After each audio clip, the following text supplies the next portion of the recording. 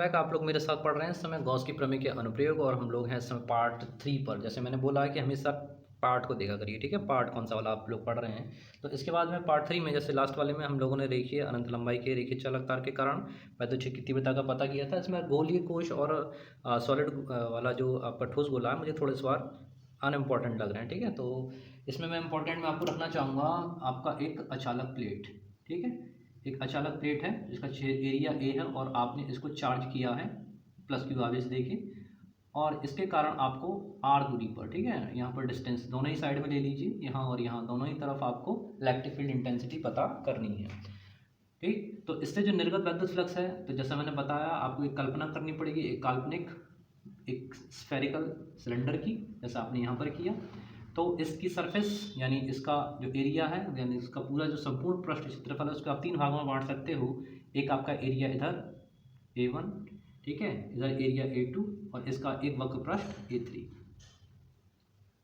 सूक्ष्मता की बात के लिए मैं अक्सर कहता हूँ कि अगर सूक्ष्म क्षेत्रफल को मानना ही हो तो उसको सिर्फ DA1 को, इसको आप DA2 कह दो और इसको आप कह दें DA3, ठीक है। डायरेक्शंस का बहुत अधिक इंपॉर्टेंट रोल होता है इसमें। इलेक्ट्रिक फील्ड की दिशा वो डिपेंड करेगी प्लेट कैसे रखी हुई है, तो प्लेट आपकी यूँ रखी हुई है, ठीक है। तो वैद्युत क्षेत्र की दिशा इससे दूर इस तरफ कह लीजिए या इस तरफ कह लीजिए, ठीक है, ऊपर की तरफ तो होगी नहीं, ठीक है। तो इससे जो निर्गत वैद्युत फ्लक्स है, देखिए हम लोग इसमें पढ़ रहे हैं रिवीजन, तो रिवीजन में फास्ट फास्ट लिखा जाएगा, तो उसमें भाषा आप अपनी तरफ से देख लीजिए, बुक्स में भी लिखी हुई है, केवल यहाँ समझ लीजिए रिवीजन करने पर्पज से पुराना जो आपको याद किया हुआ वो थोड़ा सा रिसाइकिल हो जाए।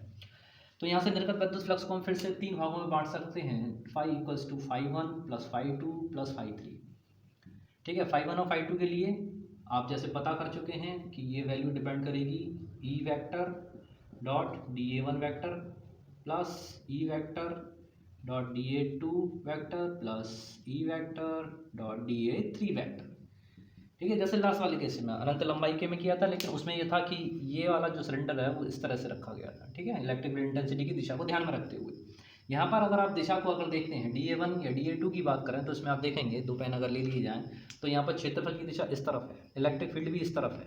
इधर बात की जाए तो इस वाले क्षेत्रफल की दिशा इस तरफ, इलेक्ट्रिक फील्ड की इंटेंसिटी इस तरफ, ठीक है। यानी in both cases the angle between electric field and area this equals to 0 degree, ठीक है ना। सिर्फ एक किसके केस में, A3 के केस में, A3 के केस में सिर्फ क्या होगा, एरिया जो है वो perpendicular to the surface area of the electric field intensity, ठीक है।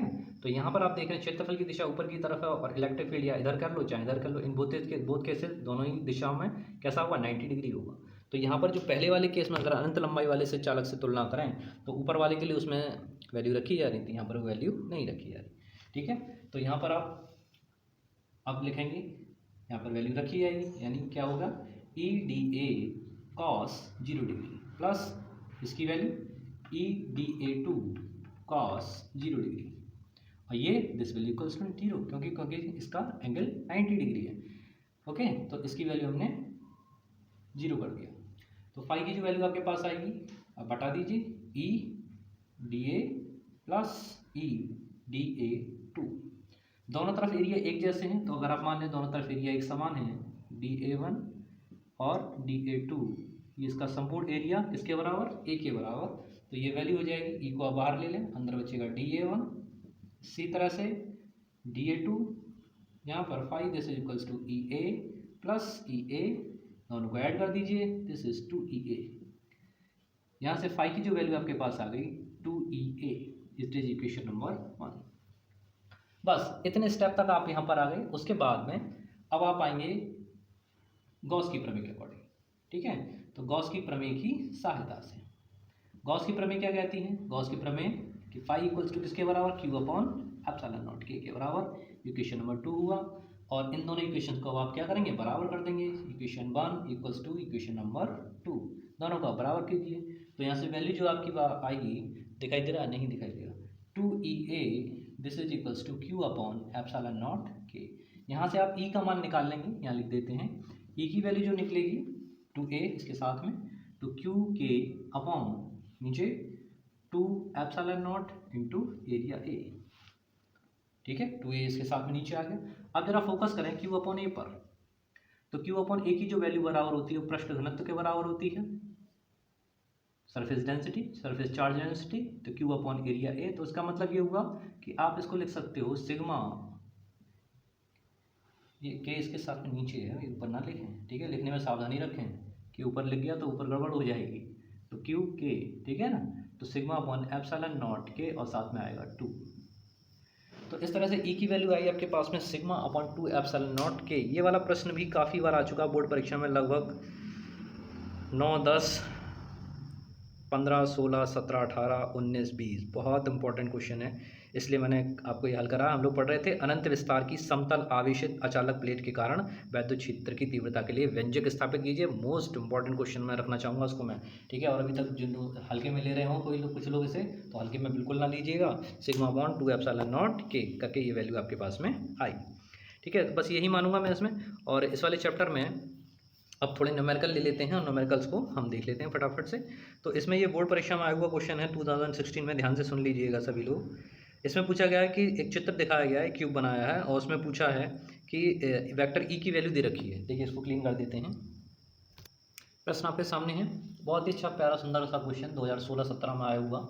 तो इसमें इंटेंसिटी दिखा रखी थी E vector equals to 2x i cap, और यहाँ पर एक घन बना के दिखाया हुआ है, ठीक है। तो सबसे पहले इस क्वेश्चन को समझ लीजिए कि इसमें पूछा गया है कि संपूर्ण वैद्युत फ्लक्स का मान कितना होगा, इससे अंतर्गत वैद्युत फ्लक्स कितना होगा, और इसके भीतर चार्ज कितना रखा हुआ है, ठीक है, इसमें आवेश कितना होगा। तो इस क्वेश्चन को हल्के में ना लीजिए। इस क्वेश्चन में सबसे पहले आपको यहाँ पर डायरेक्शन देखनी पड़ेगी, ठीक है। इसको अगर आप ओरिजिन मानते हो, मूल बिंदु मानते हो, और मूल बिंदु मानते हुए आपको ये रखोगे आप इसको एक्स अक्ष, ठीक है, इसके ऊपर वाली अक्ष को आप देंगे वाई, और इसके इस वाली को देंगे आप इसको जेड अक्ष। सभी भुजाएं जो उसकी हैं, सभी साइड जो हैं वो एक ही हैं, क्योंकि घन है, घन की प्रत्येक भुजा एक बराबर होती है। तो यहाँ पर जो कंसीडर किया गया वो किया गया है ए। अब बात आती है कि यहाँ पर अगर आप चलते हैं, ठीक है, तो बाईं तरफ अगर हम इसको बोलें, बाएं इस तरफ कहें कि इससे निर्गत, बाएं पृष्ठ से निर्गत वैद्युत फ्लक्स कितना होगा, तो पाई का जो मान आप निकालेंगे वो किससे निकालेंगे, E vector dot D A vector को ध्यान कीजिए, जो किसके बराबर था, E D A cos theta के बराबर था। और यहाँ पर ई वेक्टर की मतलब हो गया 2x आई दिशा में, साथ में एरिया कितना लिया जाए, एरिया जो लिया जाएगा वो क्षेत्रफल, यानी एरिया भुजा उसकी a इंटू ए, एरिया होगा आपका a स्क्वायर, ठीक है। इसमें कंपोनेंट आप जो लेंगे यहाँ पर वो x का कौन सा वाला कंपोनेंट लेंगे, जब आप मूल बिंदु की बात यहाँ कर रहे हैं, तो मूल बिंदु की जब बात आप यहाँ करेंगे तो x की value this is equals to 0 degree, इस बात को ध्यान से समझ लीजिएगा। और कॉस थीटा का अगर एंगल माना जाए तो this angle will be equals to 180 degree, cos 180 degree, और इसकी वैल्यू किसके बराबर होगी, -1 के बराबर होगी। लेकिन इसका ज़्यादा इफेक्ट नहीं पड़ेगा, क्यों नहीं पड़ेगा, वो इसलिए कि इसको आप मान के चल रहे हो बाईं तरफ, ठीक है, और बाईं तरफ लेने पर x की वैल्यू किसके बराबर आएगी, 0 के बराबर आएगी। तो ये फैक्टर आपका पूरा पूरा क्या हो जाएगा, 0 हो जाएगा। अब बात करते हैं इधर वाले फैक्टर के बारे में, यानी दाईं ओर, ठीक है। दाईं ओर की अगर बात करें तो उसमें भी ठीक इसी तरह से आप लेंगे E vector dot D A vector, और यहाँ पर चूंकि वो सेम दिशा में है, एक ही दिशा में जा रहे हैं, इसलिए cos 0 डिग्री। अब यहाँ पर वैल्यू प्लेस कीजिए, तो वैल्यू जब प्लेस करेंगे तो ई का मान सेम वही लगाएंगे आप 2x, और एरिया आपका a स्क्वायर, cos 0 की वैल्यू 1। यहाँ पर x की वैल्यू प्लेस करिएगा a के बराबर, क्योंकि आपने कितनी डिस्टेंस उसको कवर किया, यहाँ से यहाँ तक की डिस्टेंस किसके बराबर होगी, a के बराबर होगी। तो यहाँ पर आप अगेन 2 इंटू ए रखेंगे, और यहाँ पर आएगा a स्क्वायर, तो ये वैल्यू आपके पास आएगी 2a³। तो y तो 0 है, y आपका जो दाईं ओर है उसकी वैल्यू आई है 2a³, बाकी और सभी के वो लंबवत दिशा में पड़ेगा, इसलिए टोटल फ्लक्स कितना होगा, 2a³ के बराबर होगा। अब रह गई चार्ज की बात, ठीक है। तो चार्ज के लिए आप गॉस प्रमेय का यूज़ करेंगे, और उसके अकॉर्डिंग क्या है, phi equals to Q upon epsilon naught के बराबर है, और यहाँ से क्यू का जो मान आएगा वो आएगा फाई इंटू एप्सिलॉन नॉट के। फाई की वैल्यू आप ऑलरेडी पहले कैलकुलेट कर चुके हैं, 2a³ एप्सिलॉन नॉट। अब के की वैल्यू अगर निर्वात में रखा हुआ है तो उसकी वैल्यू को 1 मानते हुए लिख देंगे k इक्वल्स टू 1, किसके लिए, वायु या निर्वात के लिए, ठीक है। तो यहाँ से टोटल चार्ज जो आपके पास आया हुआ है 2a³ एप्सिलॉन नॉट, इतना कूलाम, ठीक है, इतना कूलाम चार्ज इसके घन के सेंटर पर या केंद्र पर रखा हुआ है। कई बार आ चुका है, 2 बार आ चुका है बोर्ड परीक्षा में। तो 2a³ इंटू एप्सिलॉन नॉट, अगर a का मान कोई आंकिक मान दे रखा हो तो उस वैल्यू को प्लेस कीजिएगा मीटर में चेंज करके, ठीक है, क्योंकि एप्सिलॉन नॉट का जो मान आप लगाएंगे 8.86 इंटू 10⁻⁻12 वो लगाएंगे एम के सिस्टम या एसआई सिस्टम है, ठीक है ना। तो इसमें यही सारे क्वेश्चन आ सकते हैं मेरे अकॉर्डिंग। यही पार्ट 3 में हम लोग यहाँ पर बंद करते हैं, और इसके बाद हम लोग लेंगे नेक्स्ट चैप्टर वैद्युत विभव और उसकी धारिता वाला। बने रहिए मेरे साथ में, मिलते हैं नेक्स्ट वीडियो में, तब तक के लिए जय हिंद, जय Bharat, thank you very much.